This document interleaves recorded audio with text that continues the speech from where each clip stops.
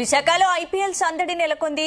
ఏసీడీఏ international స్టేడియంలో Lucknow versus Delhi capitals తలపడేందుకు సిద్దమవుతున్నాయి. ఈ నేపథ్యంలో ACA president Vijayawada MP Kesineni చిన్నితో మా విశాఖ ప్రతినిధి Srinivas face to face. IPL సందడి నెలకొంది. ప్రస్తుతం విశాఖలో 2 మ్యాచ్లు జరగనున్నాయి. ఢిల్లీ వర్సెస్ లక్నో మ్యాచ్ 5వ తారీఖుని 2వ మ్యాచ్ జరగనుంది. దీనికి సంబంధించి ఇప్పటికే భారీగా ఏసీఐ అయితే ఏర్పాట్లు చేయడం జరిగింది. దాదాపుగా 30 కోట్ల రూపాయలు ఖర్చు పెట్టి విశాఖ స్టేడియాన్ని అంగరంగ వైభవంగా తయారు చేశామని కూడా తెలియజేస్తున్నారు. ప్రస్తుతం మనతో పాటు మాట్లాడడానికి ఏసీఐ ప్రెసిడెంట్ చిన్ని మనతో పాటు ఉన్నారు. ఐపీఎల్ ఫీవర్ దేశం మొత్తం స్టార్ట్ అయింది. ఈ ఫీవర్లో భాగంగా ఆంధ్రప్రదేశ్లో కూడా ఎప్పుడెప్పుడు వైజాగ్లో మ్యాచ్ జరుగుద్ది, ఎప్పుడు చూద్దామనే ఆతృతతో విశాఖలో ఉన్న ప్రేక్షకులే కాదు, క్రీడాభిమానులే కాదు, ఆంధ్రప్రదేశ్ క్రీడాభిమానులు అందరూ చూస్తున్న విధంగా ఐపీఎల్ సీజన్లో విశాఖపట్నానికి 2 మ్యాచ్లు వచ్చినాయి. ఆ రోజు ఢిల్లీ క్యాపిటల్స్ దగ్గర కష్టం మీద 2 మ్యాచ్లు తీసుకురావడం జరిగింది. ఎందుకంటే పోయినసారి జరిగిన మ్యాచ్లో ఇక్కడ వసతులు లేవని ఈసారి రిజెక్ట్ చేయడం జరిగింది. మేము దాన్ని ఛాలెంజ్గా తీసుకుని 8 నెలలు పట్టే వర్క్ని 2 నెలల్లో పూర్తి చేసి వాళ్ళ క్రీడాకారులు మెచ్చే విధంగా, క్రీడాభిమానులు మెచ్చే విధంగా, ప్రేక్షకులు మెచ్చే విధంగా తయారు చేశాం. ఈ స్టేడియంలో ఇంకా కొంత బ్యాలెన్స్ వర్క్ ఉంది. త్వరలో దాన్ని కూడా మ్యాచ్లు అయిపోగానే పూర్తి చేసి మరిన్ని అంతర్జాతీయ మ్యాచ్లు క్రికెట్కి వచ్చి ఆర్థిక రాజధాని కాకుండా క్రీడల రాజధానికి కూడా విశాఖపట్నం తీసుకెళ్లే విధంగా మేము కృషి చేస్తాం. ప్రస్తుతానికి టికెట్లు ఏవి కూడా అందుబాటులో లేవు. టికెట్లను బ్లాక్లో అమ్ముతున్నారంటూ కూడా ప్రేక్షకులు ఆందోళన చెందుతున్నారు. దీనికి ఏం సంబంధించి ఎక్కడన్నా ఒక కంప్లైంట్ వచ్చిందా? ఇందాక ఒక విలేకరు ఏమన్నారంటే టికెట్లు ఎక్కడ పెద్ద ఆసక్తి లేదన్నారు. మీరేమో బ్లాక్లో అమ్ముతున్నారంటారు. బ్లాక్ టికెట్లు లేవు. ఇది మొత్తం కూడా ఆన్లైన్లో టికెట్ సేల్ పెట్టారు. అది కూడా పోలీసు వారి ఆధ్వర్యంలో కూడా జరిగింది. మీరు చూసే ఉంటారు.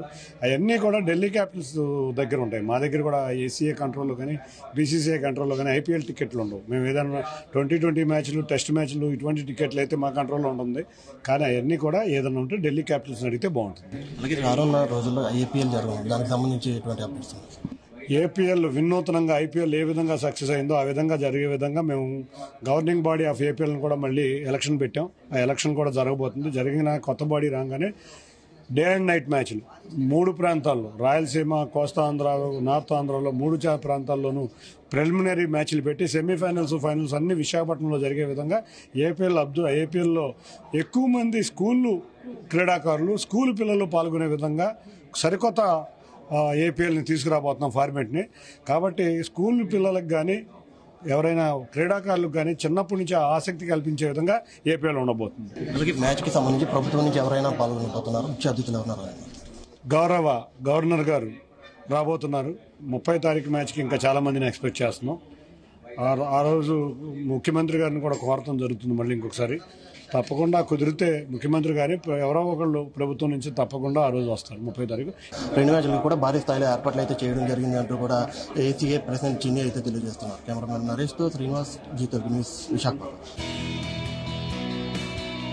మరికొద్ది గంటల్లో విశాఖ వేదికగా Delhi capitals, Lucknow super giants జట్లు తలపడనున్నాయి. అయితే ఈ మ్యాచ్ కు వానగండం పొంచి ఉంది. విశాఖలో ఒక్కసారిగా వాతావరణం మారిపోయింది. నగరాన్ని కారుమబ్బులు కమ్మేశాయి. దీంతో మ్యాచ్ జరుగుతుందా లేదా అని ప్రేక్షకుల్లో తీవ్ర ఉత్కంఠ నెలకొంది. అయితే ఇప్పటికీ స్టేడియం వద్దకు పెద్ద ఎత్తున ప్రేక్షకులు చేరుకున్నారు. చినుకులు పడడంతో ఆందోళన వ్యక్తం చేస్తున్నారు. రైట్, ఇక ఇదే అంశానికి సంబంధించి పూర్తి అప్డేట్స్ మా ప్రతినిధి శ్రీను అందిస్తారు. శ్రీను. Thank you. మరికొద్ది సేపట్లో విశాఖలో ఐపీఎల్ 4వ మ్యాచ్ అయితే ప్రారంభం కానుంది. ఈ మ్యాచ్ కు సంబంధించి వరుణుడు అడ్డంకిగా మారాడని చెప్పుకోవచ్చు. ఎందుకంటే కొద్దిసేపటి క్రితం చినుకులు అయితే పడుతూ ఉన్నటువంటి పరిస్థితి.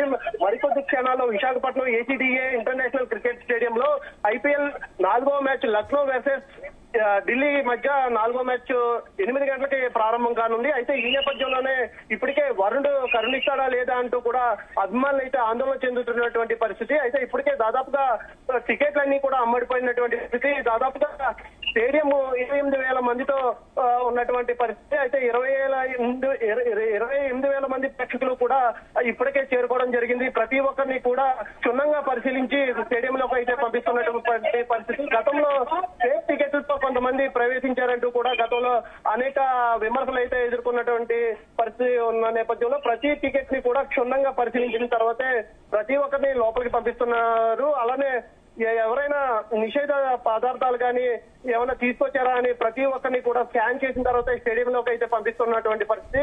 ప్రస్తుతానికి ఇరు జట్లు కూడా ఇప్పటికే స్టేడియంకి అయితే చేరుకోవడం జరిగింది. పిచ్చును అయితే ఇప్పటికే కప్పి ఉంచారు. చినుకులు పడుతూ ఉన్నాయి. అయితే మ్యాచ్ జరుగుతుందా లేదా అనే చిన్న సందిగ్ధత అయితే నెలకొన్నది.